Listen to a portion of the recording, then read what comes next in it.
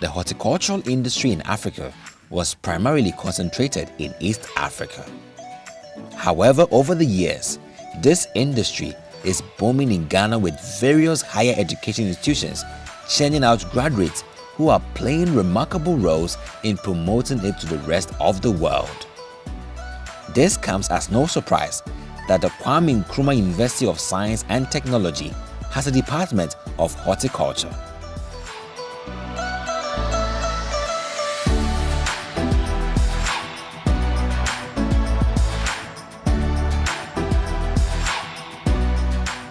The department was established in the 1950s as a department set aside for the training of post-secondary graduates in the area of rural science.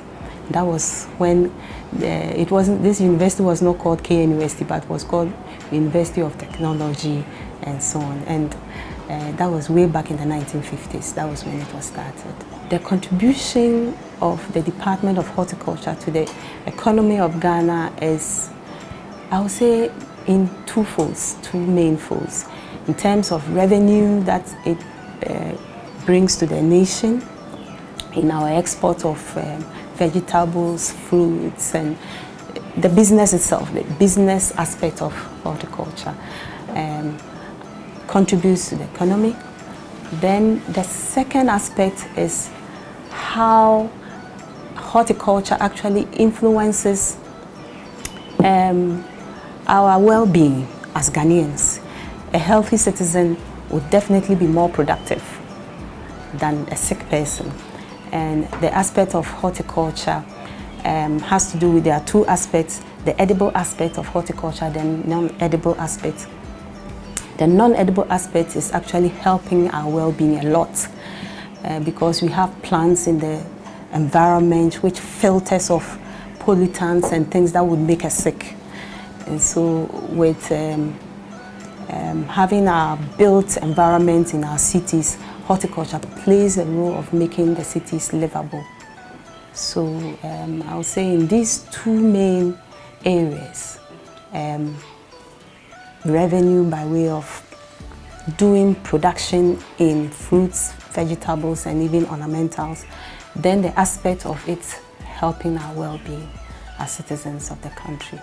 The department has one of the best horticultural labs where students conduct various experiments into cases which are of high relevance to the institution and Ghana as a whole.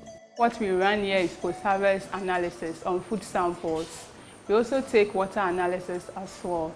So we have a lot of food samples which are currently under progress that we are determining what is really going on. Mostly we look at the shelf life as well as the physicochemical analysis of the food samples. So on the benches we have a number of the food, some being fruits, others are vegetables, and we have kenke. Most of the fruits, since they are perishable, they are gone. So as at now, the food samples that is currently undergoing the analysis is kenke. Among the facilities of the department are greenhouses, where crops are grown under controlled conditions for research as well as commercial purposes.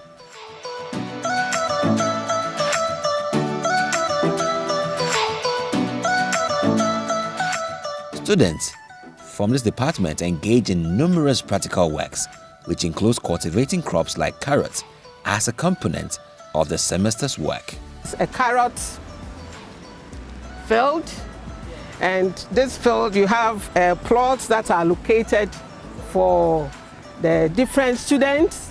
Students have their own plots, and so they manage or they take care of how to sow the carrots, how to prepare the beds first, and also sow and maybe take good care of the carrot plots. Yeah, so for sexual propagation methods, this is what we use as practical field for them.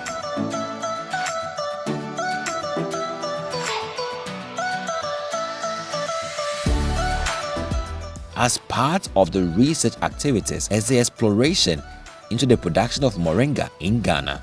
This ranges from the planting to the processing phases. Some of the finished products include drinks, pies, and capsules.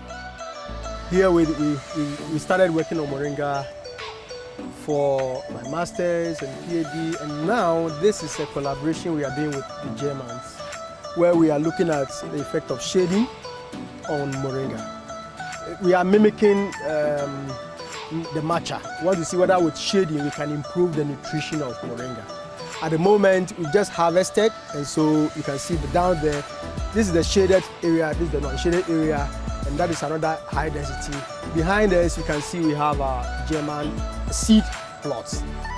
Every part of the moringa plant, from the roots to the flowers, seeds, pods, everything is important. But then leaves, the major driving force in the industry now is the leaf, and then the seed oil. The oil is about 37%, and it's as good as olive oil. So the new name is now, we're calling it the tropical olive oil. It has oleic acid as high as the virgin olive oil. Virgin olive oil is 73%, and moringa oil is 89% oleic acid. So, and it's at a high level, it has a unique amino acid profile. The behenic acid. Moringa has a higher source of behenic acid, and that is the seed oil.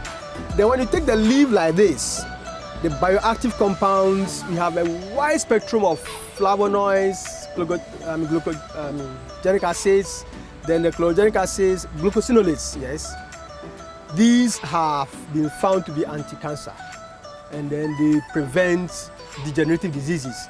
And this is what is driving the industry. So the leaf is dried and made into powder, and then people consume the powder in form of capsules or bread. We add it to meat pie and things like that. One of the major findings is that now we can fortify our basic food like bread, meat pie, and smoothies and drinks with moringa. The protein, the nutrition is just amazing. So far, because of the medicinal uses, it's caught on so well, and the global interest has been heightened. There are new methods of cultivation that we have been trying here, the high density production. And then we move into the processing, how to preserve and maximize the nutrients in the original material. And so far, it's been very interesting. We have a lot of international collaboration with the Germans, University of Berlin, and we have the African Moringa Network. This is an African network of 37 countries. We also have our office in the African Union, and we consult for several countries: South Africa, Zambia, East Africa, Bloc, Tanzania, and the rest. So I think the interest in moringa has become globally high.